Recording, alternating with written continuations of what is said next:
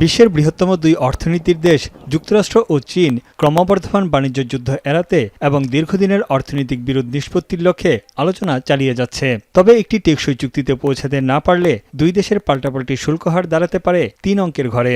বিশেষজ্ঞদের মতে এতে অস্থিরতা দেখা দিতে পারে বৈশ্বিক অর্থনীতিতে। মঙ্গলবার সুইডেনের রাজধানী স্টকহোমে যুক্তরাষ্ট্র ও চীনের 2 দিনের বাণিজ্য আলোচনা শেষ হয়। উল্লেখযোগ্য কোনো অগ্রগতি না হলেও 90 দিনের শুল্ক বিরতির মেয়াদ বাড়ানোর বিষয়ে একমত হয়েছে দুই পক্ষ। আগামী 12 আগস্ট শেষ হচ্ছে চীনের উপর শুল্ক স্থগিতের মেয়াদ। মার্কিন ট্রেজারি সেক্রেটারি জানান, চীনের সঙ্গে সম্পর্ক ছিন্ন করতে চায় না যুক্তরাষ্ট্র। In negotiation, and as I've said before, and we reiterated to them, we don't want to decouple.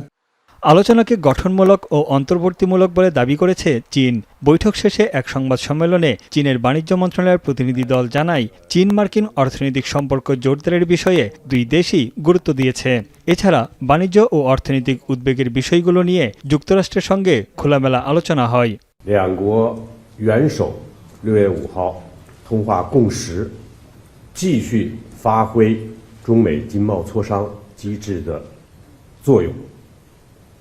就彼此关注的 তবে মার্কিন কর্মকর্তারা বলছেন, চীনের শুল্ক স্থগিতের মেয়াদ বাড়ানো এবং শুল্ক ধার্যের বিষয়ে চূড়ান্ত সিদ্ধান্ত নেবেন মার্কিন প্রেসিডেন্ট ডোনাল্ড ট্রাম্প। তবে চীন যদি রাশিয়া থেকে জ্বালানি তেল কেনা বন্ধ না করে তাহলে বেইজিংকে উচ্চ শুল্কের মুখে পড়তে হবে বলেও হুঁশিয়ারি জানিয়েছেন মার্কিন অর্থমন্ত্রী।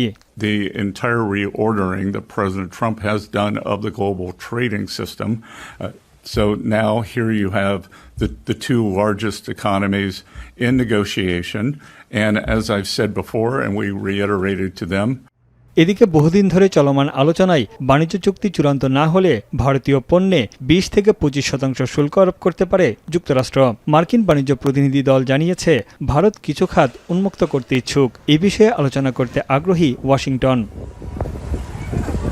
ট্রাম্প জানিয়েছেন, ভারতের সঙ্গে চুক্তির বিষয়ে এখনও কিছুই চূড়ান্ত হয়নি। এই সময় তিনি দেশটির প্রধানমন্ত্রী নরেন্দ্র মোদীকে বন্ধু হিসেবে অভিহিত করে ভারতের প্রশংসা করেন। তবে মার্কিন পণ্যে ভারতের উচ্চ শুল্কেরও সমালোচনা করেন তিনি। India's been a good friend, but India has charged basically more tariffs than almost any other country. You know that, right? Over the years.